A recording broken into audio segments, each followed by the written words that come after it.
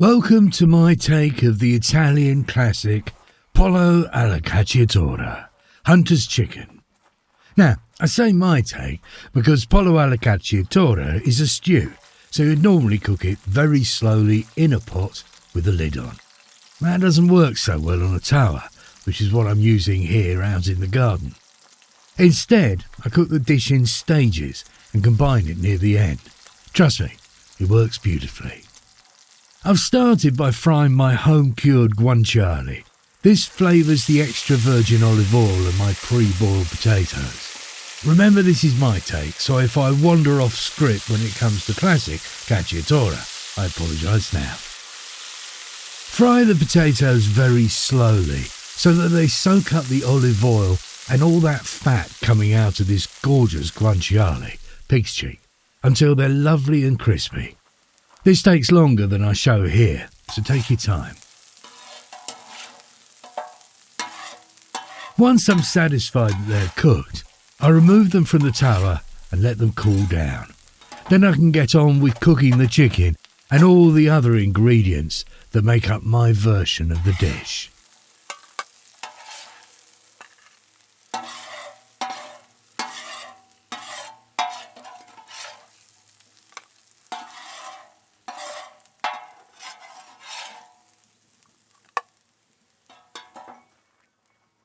I think one of the main flavours of any dish like this has to be good extra virgin olive oil.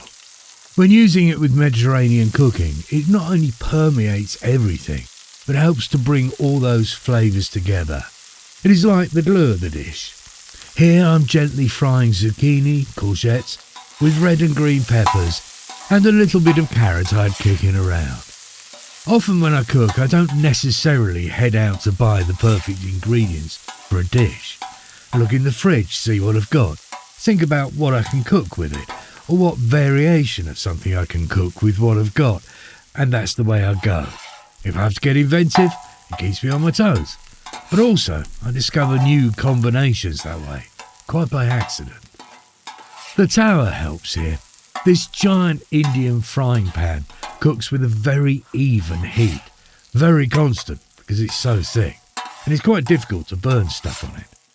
You have to be more patient, I think, which is a good thing, but it cooks consistently, it cooks smoothly, things don't stick to it as you can see, and the results can be quite exceptional. And here we go with more olive oil. The downside of Italian and French cooking, of all Mediterranean cooking, is that it's not always that cheap because of the oil. The chicken I'm using here is a very ordinary basic chicken, essential chicken thighs, complete with the skin on. I haven't bought anything special, nothing terribly expensive, it's just what I had in the fridge. I used thighs with many of my Indian dishes too. I haven't brined this chicken or marinated it or flavoured it in any way first. It will soak up plenty of flavours from the cooking. All I'm doing here is frying it off until it is almost completely cooked and reasonably crispy on the outside.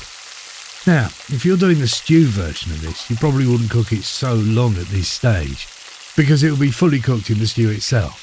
Frying it too long, it might dry out. But I'm not stewing in quite the same way, so I want it cooked a little bit more than I would otherwise.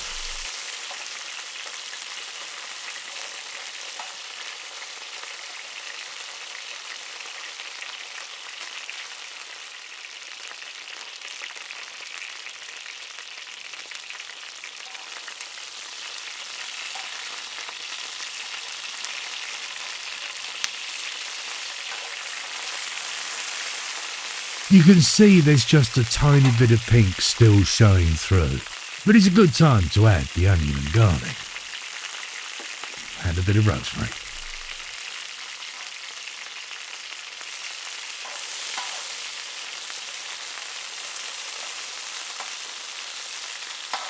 Despite the strong sizzling sound, I'm not cooking here at a terribly high temperature. Nothing like having a frying pan full up. I promise you that once you cook on a large tawa, going back to a frying pan is quite disappointing. If I'd had some wine, I'd have added it here and then boiled it off until it had almost gone. I didn't have any, so let's move straight on to the tomatoes. This is a tin of San Marzano tomatoes. I love these. I used to grow them. But I got a lot of blight in my greenhouse, so I've given up for a bit. The San Marzano I used to grow were called Ridotta. They're just so rich and sweet, and they have much more flesh compared to the amount of seeds in them. I buy these in trays of 24 cans, and I use them for everything, even in Indian cooking. And if I'm making pizza, these are what I use rather than cook a tomato sauce. I just mash them and put them straight on the dough. I don't add anything to them, no oil, no herbs, just the mashed tomato. Bellissimo, I think the Italians would say. Love it. This is a good time to add a little bit of seasoning, a little bit of salt, and some extra herbs like dried oregano. And of course, black pepper.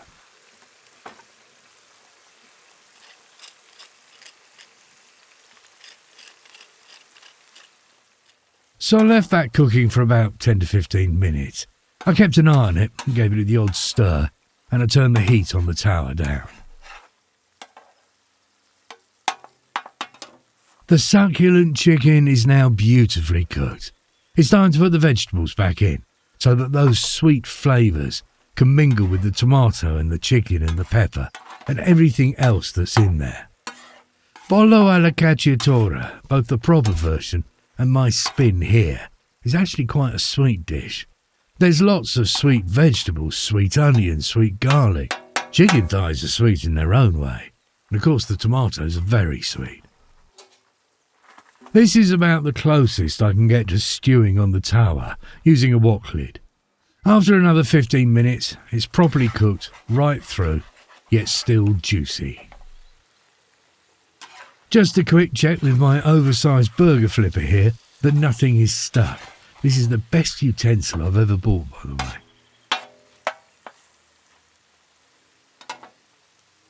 Now, remember those potatoes? Time to add them back to the dish.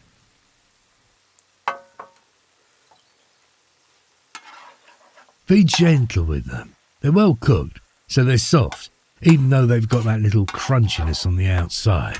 But we also want to mix them properly with the tomatoes. Again, the huge size of the tower. This is 26 inches in diameter, and you can get bigger ones. Gives you plenty of room to stir things around gently. Be nice to them, kind to them, and then add parsley.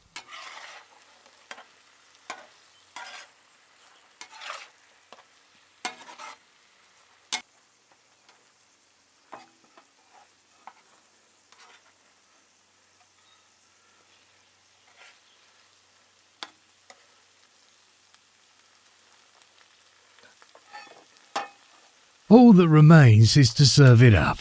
Get rid of the stalks of rosemary first, of course.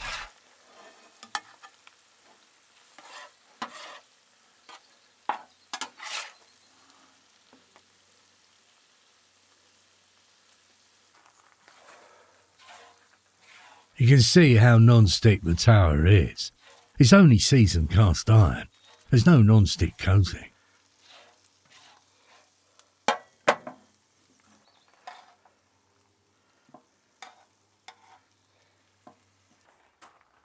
And all that is left is to add Parmigiano Reggiano, Parmesan cheese.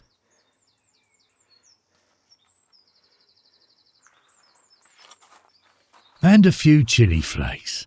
Italians love their chili.